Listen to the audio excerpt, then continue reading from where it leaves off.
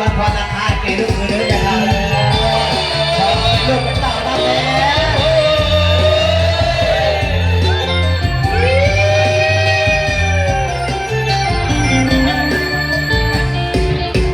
เจ้าบ่าวแต่งกายใส่เสื้อสีไพร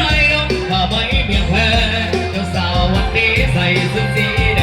งเจ้าสาววันนี้ใส่ชุดสีแดงโอ้ยมาสมกันแท้สมกันแท้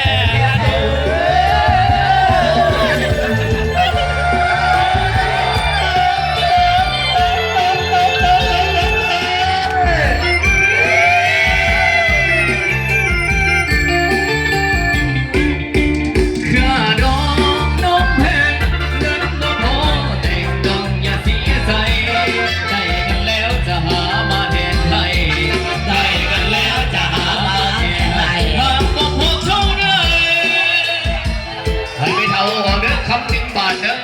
50 ล้านเลยดิมีเงินสดกันไปเถอะ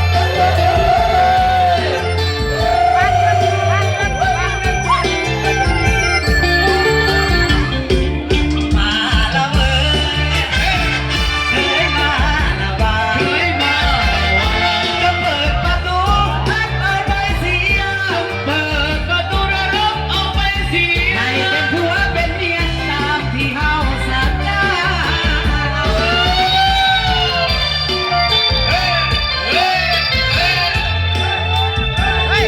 ลยไม่เท่าเด้อลูกเคยมาแล้วมารับลูกเคยดีเด้อ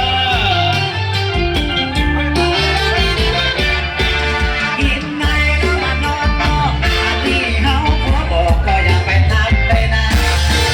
กินไปแล้วมานอนต่ออันนี้เฮาบอกว่าอย่าไปทำเลยนะธรรมดาลูกเคยต้องกินนอกนอนในธรรมดาลูกเคยต้องกินในนอนนอก จงคิดเห็นใจลูกเขาโต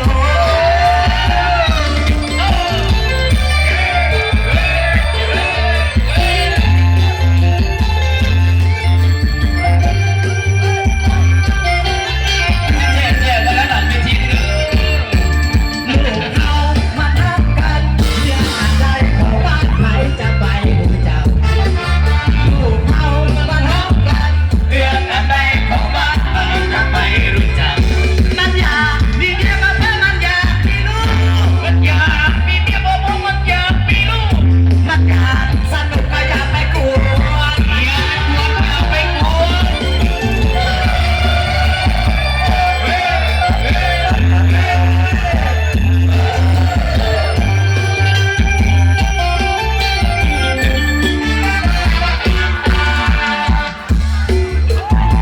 จะเมารถกันก่อนจะเมารถกันก่อนวันนี้